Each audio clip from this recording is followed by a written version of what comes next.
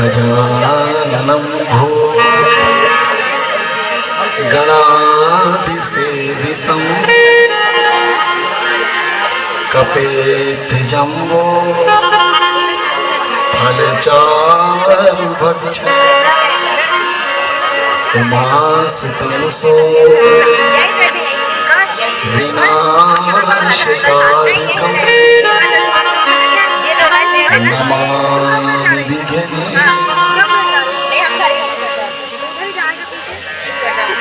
नमामि विघ्नेश्वरपादपङ्कजं वासुदेवसुतं देवं कंसचाणूरमर्दनं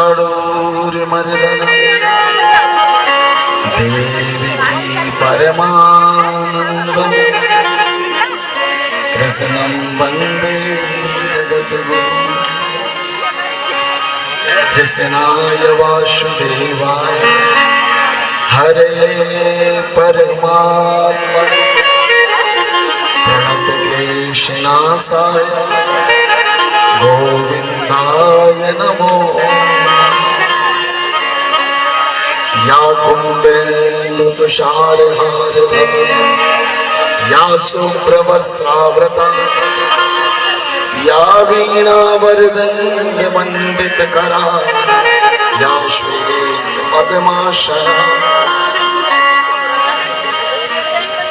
या ब्रह्मा चतुशङ्कर प्रभु देवैः सदा वन्दिता सा मां पातु सरस्वती भगवती निःशेष जाड्यापा। बोलिए श्रीमद् भागवत महापुराण की जय, वृंदावन बिहारी लाल की जय। बोलिए पूज्य व्यास जी महाराज की जय। सभी सम्मानित जन अपने अपने हाथों को जोड़े, दोनों हाथ जोड़कर जहाँ से हमारे जीवन की यात्रा शुरू हुई वो हमारे अपने माता पिता हैं, उन्हें याद करके उनके चरणों में सर झुकाकर प्रणाम करें। फिर अपने गुरुदेव को प्रणाम करें। फिर पूजनीय सुखदेव जी, व्यास जी, सोनक जी, सूत जी, गोकर्ण जी, नारद जी, भगवान शंकर, माँ पार्वती और हनुमंत लाल को सर झुकाकर प्रणाम करें। फिर अपने इष्ट देव, कुल के रक्षक कुलदेव, ग्राम के रक्षक ग्रामदेव, वास्तु के रक्षक वास्तुदेव और इस अनुष्ठान में विराजमान 33 करोड़ आवाहित देवी देवताओं को सर झुकाकर पुनः प्रणाम करें। अब आदर देने की बारी है, जिसके वजह से हमें ये श्रीमद् भागवत ज्ञान यज्ञ सुनने को मिला। मेरे प्यारे जजमान जी, मुख्य जजमान श्री राधेलाल साहू जी, श्रीमती दुर्गाबाई साहू, सह जजमान श्री सुंदर चंद्र साहू, श्री प्रीतम जमुना साहू, श्री देवेंद्र प्रीति साहू, श्री दीपक रीमा साहू, श्री राजू साहू, संगीता साहू, श्री मदन साहू, श्रीमती राधा साहू और विशेष अभिनंदन बिजौरी नगर के समस्त नगरवासी, माताएं बहनें, वृद्धजन, नौजवान भाई, आप सबका मैं व्यासासन से बहुत बहुत सम्मान के साथ अभिनंदन करता हूँ और आसपास से आए हुए क्षेत्रवासियों का, अतिथिगणों का, मेहमानों का आप सबका बहुत बहुत अभिनंदन है। आप परमात्मा की कथा सुनने आए हैं और वो भी योगेश्वर श्री कृष्ण की कथा।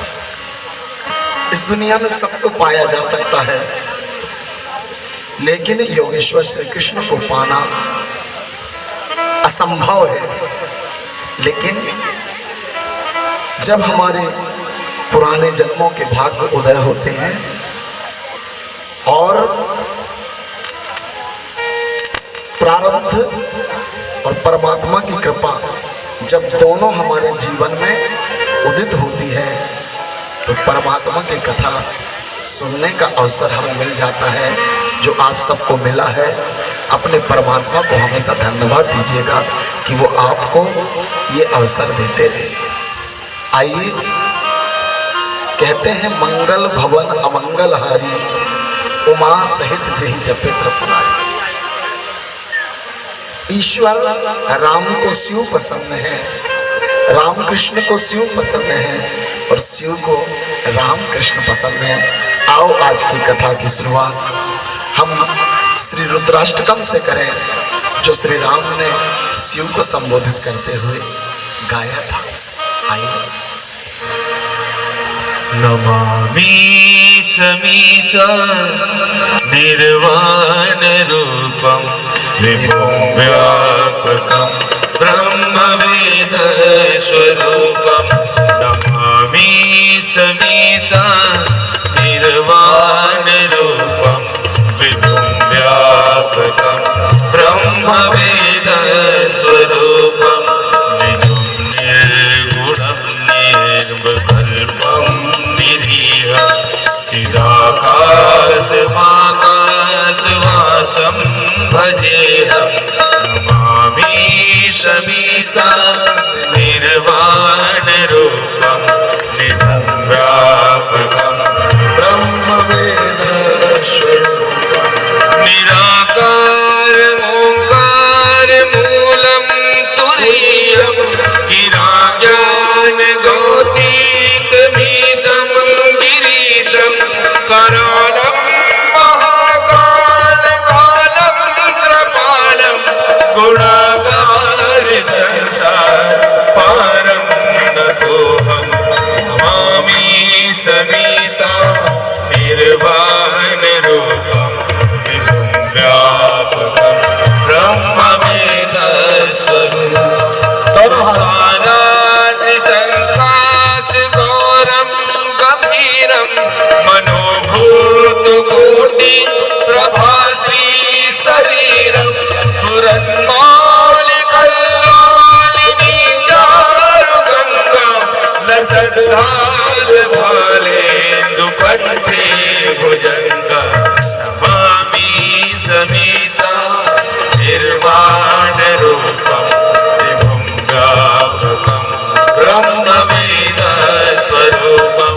नमामि समीसा निर्वाण रूपं विभुं व्यापकं ब्रह्मवेद स्वरूपं विभुं व्यापकं ब्रह्मवेद स्वरूपम्। आदरणीय श्रोताजनों, आज कथा का पंचम दिवस है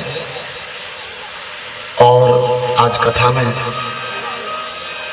प्रथम पहर में जो कथा की शुरुआत में करूं, एक छोटा सा बालक था। वो अभी अभी नया नया स्कूल जाना शुरू किया था और उसके गुरुजी ने, उसके टीचर ने उसको आ अनार का सिखाया था।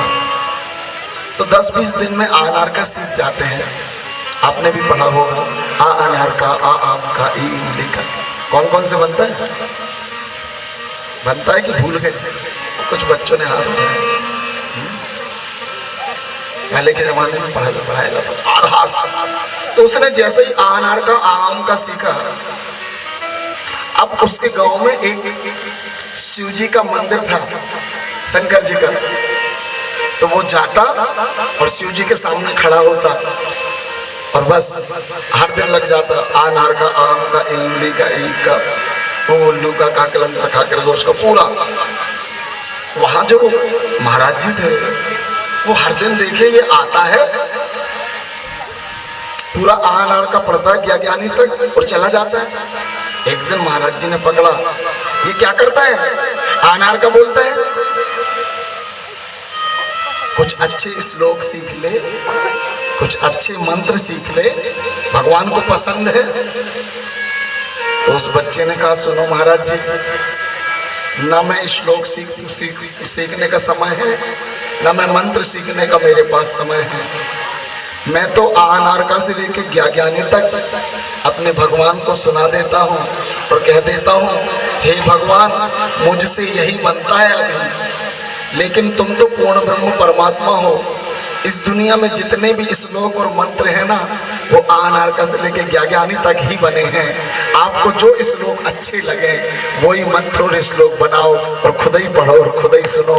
मैंने तो तुम्हें 52 अक्षर सुना दिया। इसका मतलब क्या है? 18 पुराण, 6 शास्त्र, 4 वेद परमात्मा के विषय में लिखे गए। आखिर में वेद व्यास जी ने कहा, इति, मैं आपका अंत नहीं बता सकता।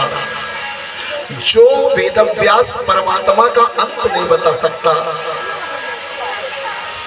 वो हम 50, 60, 70 साल में अपने परमात्मा को कैसे जान सकते हैं? बस हाथ जोड़कर यही निवेदन कर सकते हैं, परमात्मा आपने हमें ये शरीर दिया था, हमें मानव बनाया था। ना हमसे पूजा बनती है, न पद्धति बनती है, न ज्ञान है, न आपको समझने का अनुभव है। बस इतना ही है कि हम अपने आप को लेके आपके सामने बैठ गए हैं। अब परमात्मा, हमें जो तुम्हें अच्छा लगे उसी को आधार बनाकर हमें भव से पार कर दो। परमात्मा हमें भव से पार, क्योंकि हम में इतनी क्षमता नहीं है कि हम आपको जान सकें। एक पहलू जानते हैं तो दूसरा पहलू चूक जाता है, दूसरा पहलू जानते हैं तो तीसरा, और कुछ जानते हैं आपको यकीन होगा, ऐसा लगता है कि अब हम भक्ति में मन लगने लगा तो कहीं चरित्र फिसलता है, तो कहीं मन फिसलता है, तो कहीं अहंकार फिसलता है, तो कहीं लोभ फिसलता है, और अपने आप से गिलानी होने लगती है, और फिर मन कहीं भटक जाता है। गोविंद, हमें ना अपने मन पे काबू है, ना बुद्धि पे काबू है, ना इंद्रियों पे। बस आज हम आपके चरणों में आए हैं। तुझे जो अच्छा लगे, हम में अगर कुछ भी अच्छा हो, उसी को आधार बनाकर हमें अपना बना लेना। यही निवेदन हमें बार बार करना है आदरणीय श्रोताजनों, यही निवेदन हमें बार बार करना है। आइए, और उसका आधार एक ही है जी, अपने आप को पूर्ण समर्पित करके भजन में लगाइए। आओ, अपने मुख से अपने परमात्मा का नाम लेते हैं। जय राधे कृष्ण गोविंद गोपाल राधे राधे।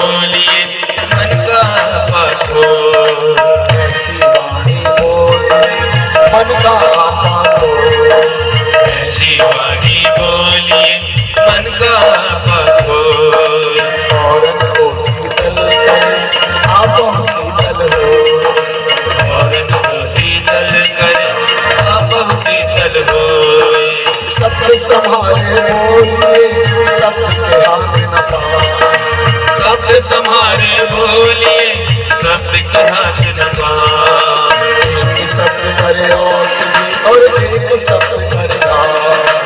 एक शब्द करे औषधि और एक शब्द करे घाव। बुरा जो देखन में चला बुरा न मिलिया, बुरा जो देखन में चला बुरा न मिलिया। जो दिन खोजा आपना मुझसे बुरा न हो, जो दिल खोजा अपना कबीरा हम पैदा हुए, जग हंसा हम रो, ऐसी करनी कर चलो, हम हंसे जग रो, ऐसी करनी कर चलो, हम हंसे जग रो।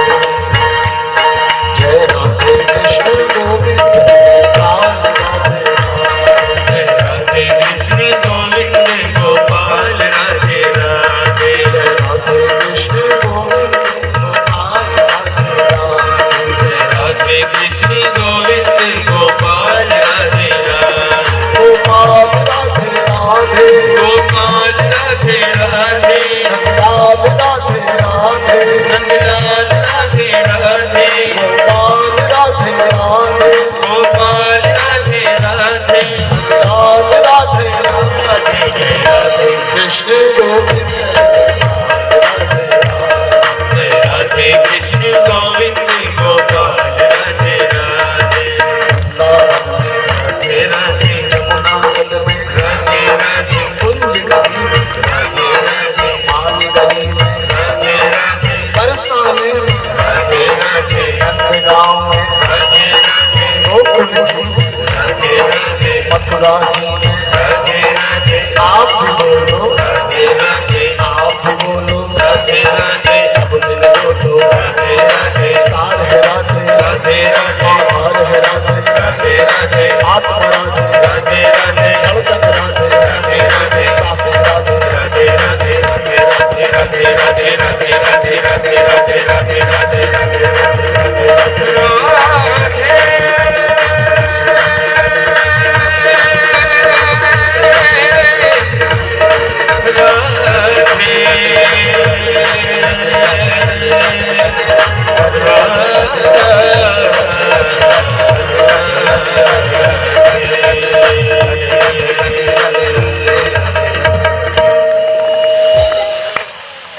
पसीना पहुँच रहे सभी लोग। खून पसीने की कमाई और खून पसीने का पुण्य कभी नष्ट नहीं होता, अमर होता है। इसलिए जी आदरणीय श्रोतागण, कल एक उत्सव हुआ। कहते हैं नंद घर आनंद भयो, जय कन्हैया। अच्छा, एक और आगे है, हाथी दीनों घोड़ा दीनों और तीनों पालकी, नंद घर आनंद भयो, जय कन्हैया। और मैंने तो सुना है कि जब कृष्ण जी का जन्म हुआ था तो यशोदा मैया ने अपनी साड़ी ऐसे निछावर करके और लुटा दिया था। अपने हार, अपने कंगन, अपनी झुमकी, अपने सारे श्रृंगार को यशोदा मैया ने लुटा दिया था। सही में लुटाया होगा? जिन दीदियों को लगता है सही में लुटाया होगा वो ऐसे कर। अच्छा, आपने भी लुटाया है अपना हार? नहीं लुटाया? आपको याद नहीं है जब आप नई नई बहुएं बन के आई थी ना? याद करो वो पल को, जब आप लोग नई नई बहुएं बन के आई थी ना, तो अपनी नई साड़ी को बड़ी प्रेस करके रखती थी ना, हार को बड़े संभाल के, जेवर को बड़े संभाल के, और वो श्रृंगारदानी जो होती थी ऐसी खुलती थी, उसको पूरा ब्यूटी पार्लर का सामान को। लेकिन जैसे ही पहले दिन आपकी गोद में आपके लाल और लाली आए, याद करो वो दिन है और आज है, अपने सारे सामान को, गहनों को बच्चे के ऊपर से ऐसे निछावर कर दिया और कहा आपने नंद घर आनंद भयो, जय कन्हैया लाल की। अब हमें किसी की जरूरत नहीं है। अब आपको वो नई साड़ी नहीं दिखती, अब आपको वो जेवर नहीं दिखता। अब आपका पूरा जीवन क्या बन गया? आपकी संतान ही आपका जीवन बन गया। और एक बात बता दूं, ये दुनिया का सबसे बड़ा आनंद है। आजकल मालूम है, मैं हर दिन बोल रहा हूँ, 100 बच्चियों में से 97 बच्चियों को कि घर में आनंद नहीं आ रहा है, नंद घर आनंद हो ही नहीं रहा है। डॉक्टर के पास मढ़िया में न जाने कहाँ कहाँ घूम रही हैं बच्चियां, लेकिन नंद घर आनंद नहीं हो रहा है। क्यों नहीं हो रहा है? क्योंकि जगत के आनंद को जब तक नहीं मनाओगे तुम्हारे घर में आनंद नहीं हो सकता। आदरणीय सुखद, ये अखंड दीपक का आनंद है। इसलिए नंद घर आनंद भयो। मैंने एक दिन बोला था, जिस दिन पहली संतान होती है उस दिन केवल संतान का जन्म नहीं होता, उसी दिन माता पिता का जन्म, उसी दिन दादा दादी का जन्म, उसी दिन चाचा चाची, उसी दिन मामा मामी, सारे रिश्तों का जन्म उसी बच्चे के साथ होता है। क्योंकि वो एक इकाई है जो समस्त रिश्तों को जन्म देने वाली है। इसीलिए कहा गया है जिसके घर में भी पहली संतान होती है, पहले बेटे से नंद घर आनंद भयो, जय कन्हैया लाल की, नंद घर आनंद। और ये आनंद मैं व्यास आसन से निवेदन करूं, भगवान किसी के घर में ये आनंद कम मत करना, हर पीढ़ी में ये आनंद देना। इसी के लिए संसार बना है। लेकिन जब तक श्री कृष्ण और राम का जन्म उत्सव नहीं मनाया जाएगा तब तक ये आनंद से वंचित रहेगा संसार। अब कंस इतनी मेहनत कर रहा था, लेकिन उसके हाथों में क्या लगी? उसके हाथों में माया लगी। मैं आप सबसे पूछना चाहता हूं, माया मतलब धन, माया मतलब संपत्ति, माया मतलब मान सम्मान ताकत। परमात्मा अलग है और संपत्ति माया अलग है। अच्छा एक बात बताइए, माया अच्छी है या बुरी है? जिनको लगता है माया अच्छी है वो ऐसे करें, और जिनको लगता है माया बुरी है अब वो ऐसे करें। बुरी है तो जितनी संपत्ति है मैं डॉक्यूमेंट दे रहा हूं, सब मेरे नाम में करो। अब बुरी चीज को क्यों रखोगे यहाँ चढ़ाओ? माया अच्छी है ना? माया के बिना हमारा जीना बड़ा मुश्किल है। माया बहुत अच्छी है, और माया का एक नाम है शुद्ध माया और एक नाम है अशुद्ध माया। शुद्ध माया क्या है? जो माता पिता हैं, जो भाई बहन हैं, जो पति पत्नी हैं, जो संतान है, जो मेहनत की कमाई है, जो हमारे पूर्वजों ने दी है, वो प्रॉपर्टी है, ये माया है। लेकिन ये शुद्ध माया है जो कल्याण करने वाली है। आदरणीय श्रोताजनों, इसको हमेशा संभाल के रखो। इस माया की कभी निंदा मत करो। कई लोग कहते हैं माया है, क्या करना है, कौन अपनी है? नहीं, अगर सोचो एक बात, अगर ये माया नहीं होती तो क्या हम संसार में आते? कई लोग बड़े ब्रह्म ज्ञानी हैं, संसार में कुछ नहीं है, मोक्ष ही सब कुछ है, ये तो सब ग्रह कारज नाना जंजाला है। जिसको हम गाली दे रहे हैं उसी माया की वजह से, उसी गृहस्थी की वजह से हमारा जन्म हुआ है। इसलिए अपने अस्तित्व को गाली देना सबसे बड़ी मूर्खता है। आदरणीय श्रोताजनों, जब भी मौका मिले अपने अस्तित्व को प्रणाम करो।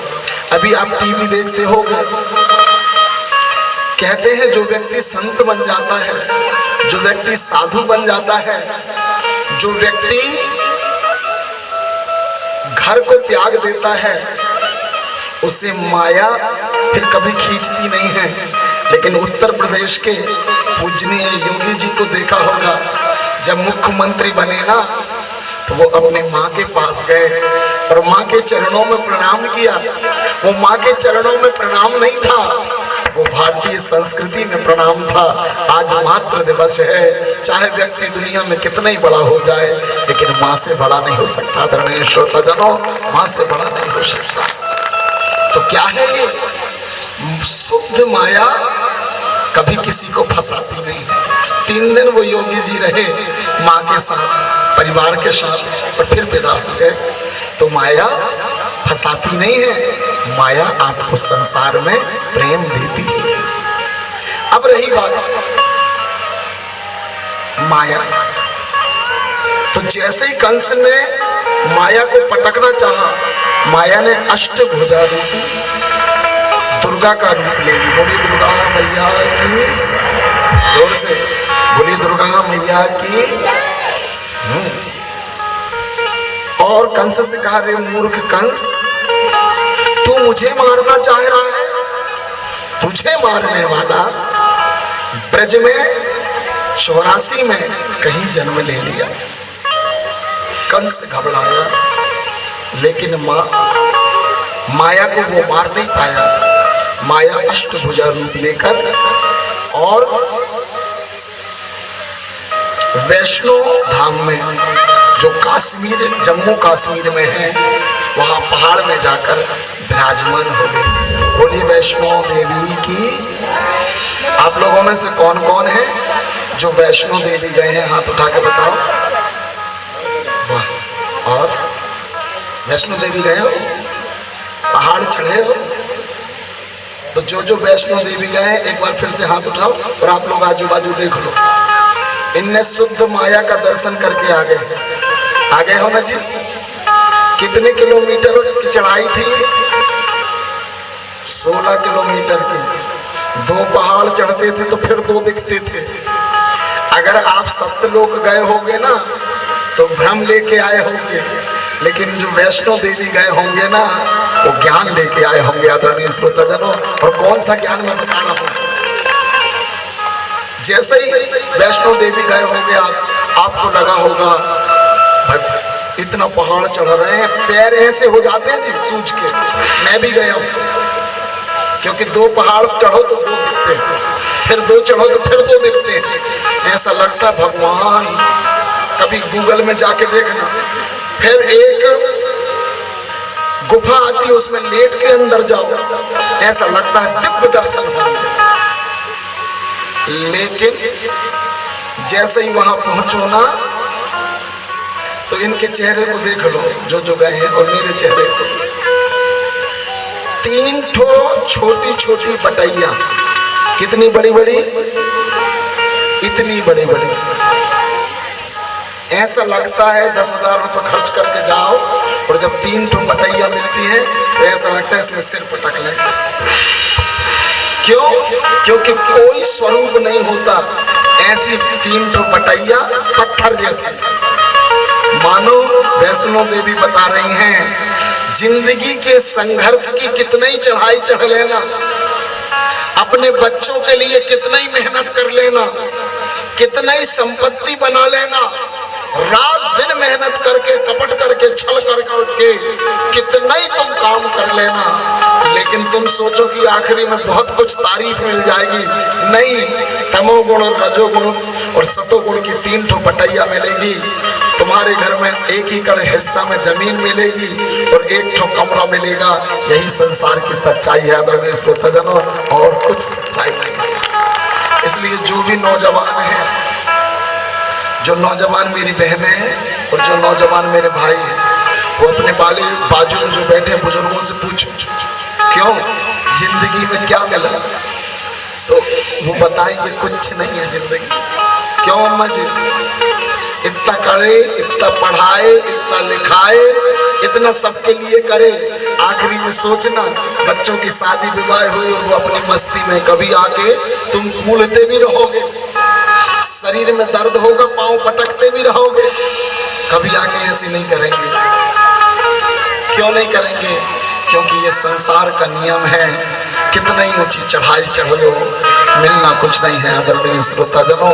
लेकिन पूरी बात समझना, इससे टेंशन मत बनाना कि हे भगवान फिर कुछ मिलता ही है नहीं है, तो फिर करें क्यों?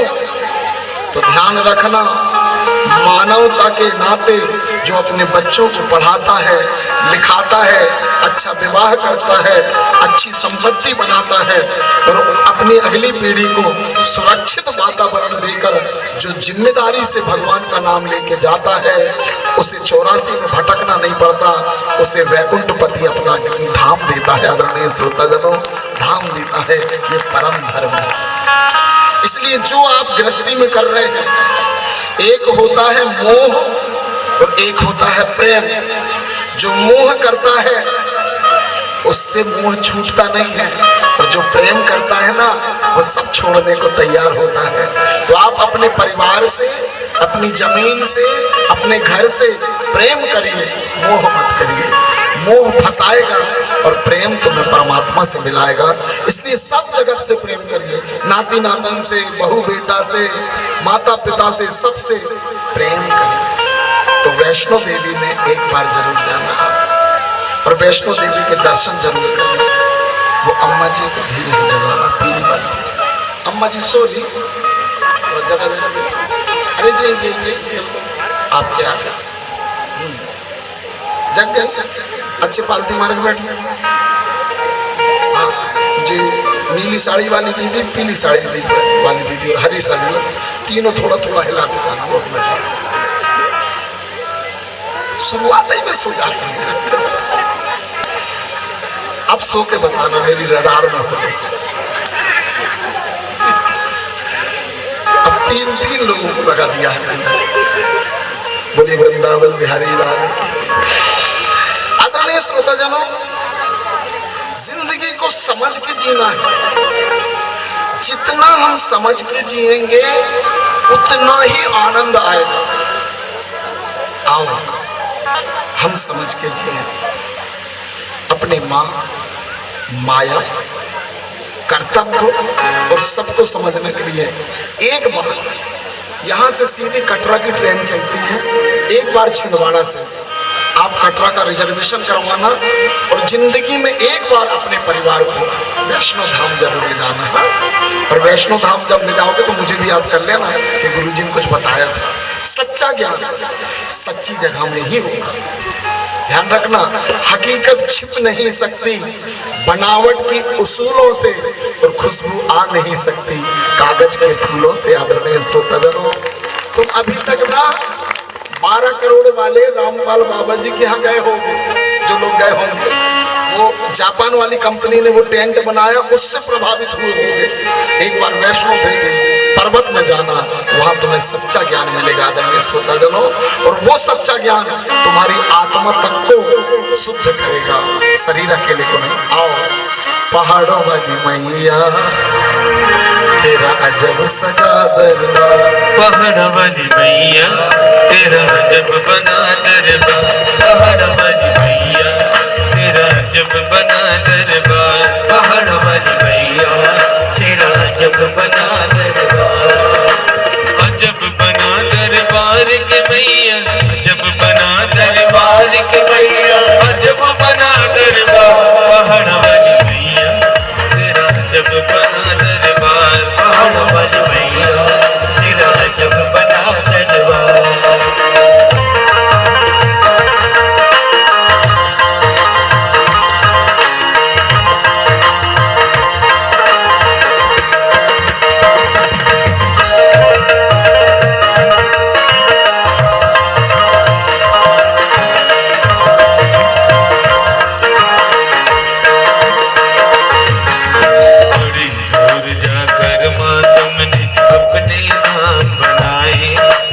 अपने धाम बनाए, बड़ी दूर जाकर माँ तुमने अपने धाम बनाए, माँ अपने धाम बनाए।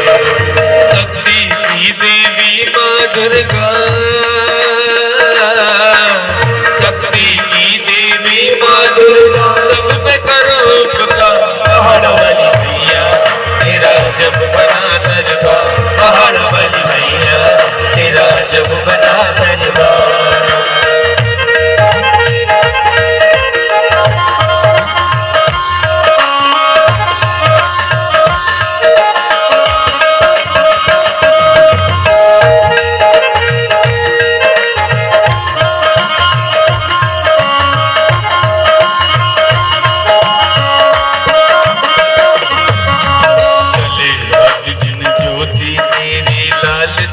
लहराए माँ लाल ध्वजा लहराए, जन जन का कल्याण करे माँ महिमा कहीं न जाए, माँ महिमा कहीं न जाए। आठों दिशाओं में हो रही माता, आठों दिशाओं में हो रही माता तेरी जय जयकार, पहाड़ वाली मैया तेरा जब बना दरबार, पहाड़ वाली मैया जब बना दरबार के मैया, जब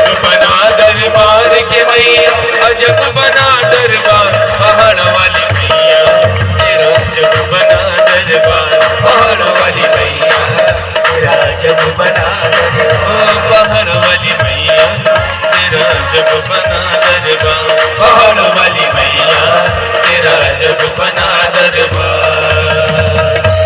सत्य की ओर जाइए, आप वैष्णव धर्म की ओर जाइए। कंस को जब जानकारी लगी कि सारा माहौल ही बदल गया है, मुझे मारने वाला ब्रज में कहीं जन्म ले, तो कंस ने 2 महीने तक के बच्चों को मारने का आदेश दे दिया। छोटे छोटे बच्चे, जिन्होंने 2 महीने जन्म लिया था, छोटे छोटे बच्चों ने अपने अस्तित्व की कुर्बानी दे दी। आदरणीय श्रोतागण, एक बात बताऊं, वो बच्चों का नाम नहीं पता कि कितने, लगभग कहते हैं 2.5 से 3 लाख बच्चों ने अपने कृष्ण को बचाने के लिए अपने आप को बलिदान दे दिया है। और एक बात और बताऊं, भारत को बचाने के लिए भी ना, भारत माता को बचाने के लिए भी ना, हर साल लगभग हजारों हमारे नौजवान देश के सैनिक अपनी बलिदान दे देते हैं, अपनी जान दे देते हैं। आदरणीय श्रोताजनों, मैं आपसे निवेदन करूं, जब भी कभी अकेले में ठंडी में ना गद्दा में सोया करो, तो एक बार अपने देश के नौजवानों को याद किया करो, जो बर्फ के बीच में लेट के हमारे देश की रक्षा कर रहे हैं। कभी गर्मी में कूलर में सोया करो ना, तो कभी याद करा करो राजस्थान की बॉर्डर में वो लगे नौजवानों को जो रेत में खड़े हैं। कभी बरसात में छत के नीचे बैठा करो ना, तो कभी उन नौजवानों को याद किया करो जो बॉर्डर की नदियों में इतने पानी में खड़े 12-12 घंटे हमारे देश की रक्षा कर रहे हैं। जिस प्रकार पूरे विश्व को कृष्ण देने के लिए 2.5 लाख बच्चों ने अपना बलिदान दे दिया, ऐसे ही भारत के 125 करोड़ लोगों को चैन की और शांति की जिंदगी देने के लिए बॉर्डर में हजारों सपूत अपनी जान दे रहे हैं। आदरणीय श्रोतागण, बिना बलिदान के संसार में कोई काम नहीं होता।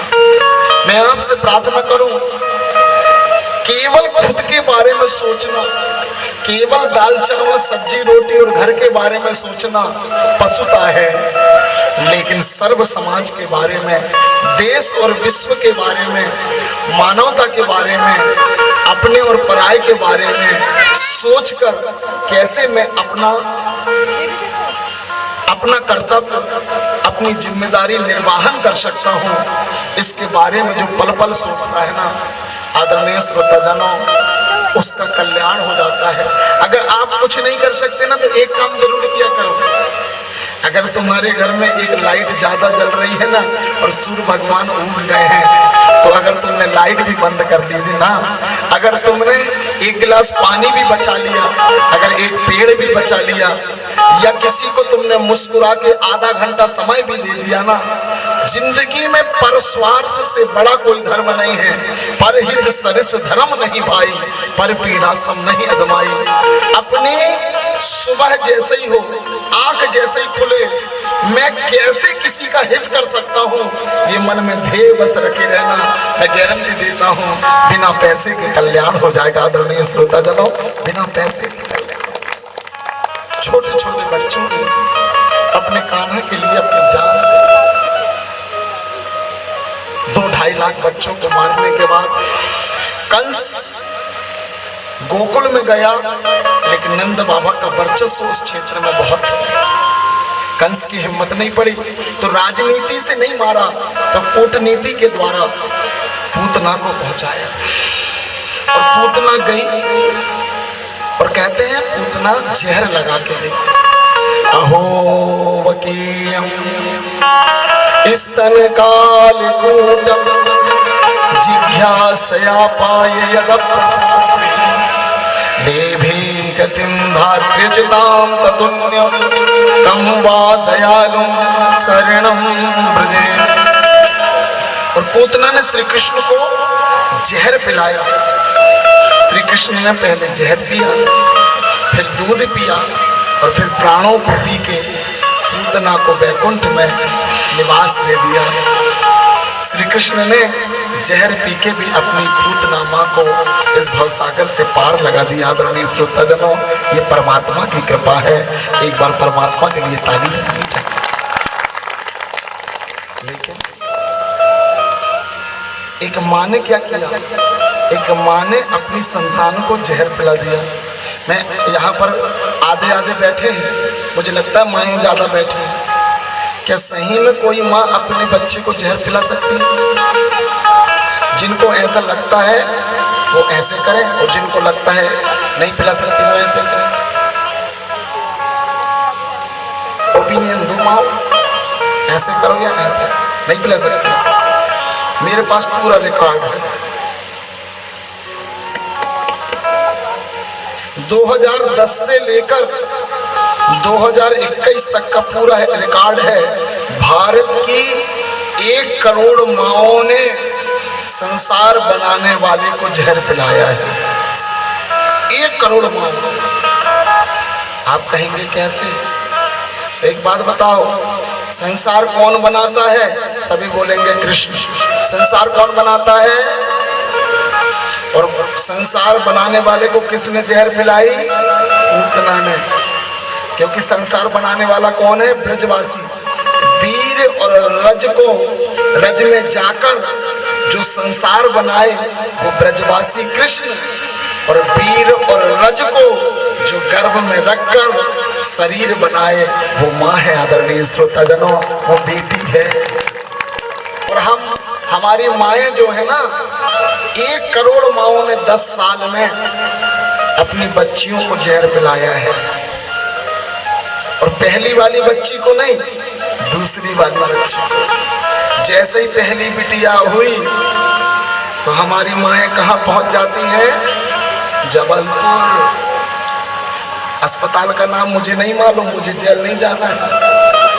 और जबलपुर पहुंच जाती है और 3-4 हजार रुपए धीरे से बच्ची वहां अंदर से देख रही है, कितनी प्लानिंग बना रहे हैं। और फिर 3,000 दिए और सोनोग्राफी हुई। और जैसे ही सोनोग्राफी हुई और डॉक्टर ने इशारा किया, पूत ना बेटा नहीं है, तो माँ कहती है सच्ची है या झूठा? माँ क्या कहती है? माँ भी कहती है, सासू माँ भी कहती है, पिता भी कहते हैं और परिवार भी कहता है। लेकिन एक बात बताऊं, जैसे कृष्ण को जहर पिलाने से संसार समाप्त हो जाएगा, ऐसे ही बिटिया अगर नहीं रहेगी तो संसार समाप्त हो जाएगा। आदरणीय श्रोताजनों, ये बात कैसे समझ में आएगी? आज कितने कुंवारे लड़के घूम रहे हैं क्योंकि बहुओं को तो तुमने मार दिया। अब हमारे पास आते हैं, गुरुजी ताबीज बना तो बेटा की शादी हो जाए। कहां से बन जाएगी ताबीज? माता पिता की आत्मा रो रही है, कहां से खरीद के ले आए बहू को? कहां से खरीद के ले आए घर की लक्ष्मी को? क्योंकि लक्ष्मी तो साक्षात कृष्ण था। क्योंकि संसार बनाने वाले दुनिया में 2 ही हैं, एक कृष्ण है, वीर और रज में जाकर ब्रजवासी कृष्ण, और वीर और रज को गर्भ में रखने वाली वो कन्या जो बहू बन के जाती है। आदरणीय श्रोताजनों, और दोनों को मार रहे हैं। और जब दोनों नहीं रहेंगे तो सोचो आप, संसार बनेगा कैसे? क्या दहेज, क्या धन से संसार बना लोगे? और एक बात और बता दूं, जिनको ये भ्रम है कि बेटा के द्वारा मुक्ति होती है, तो मैं व्यास आसन से पूर्ण जिम्मेदारी से भागवत जी को साक्षी मान के बताऊं, बेटा मरने के बाद पानी देता है तब आपकी मुक्ति होती है।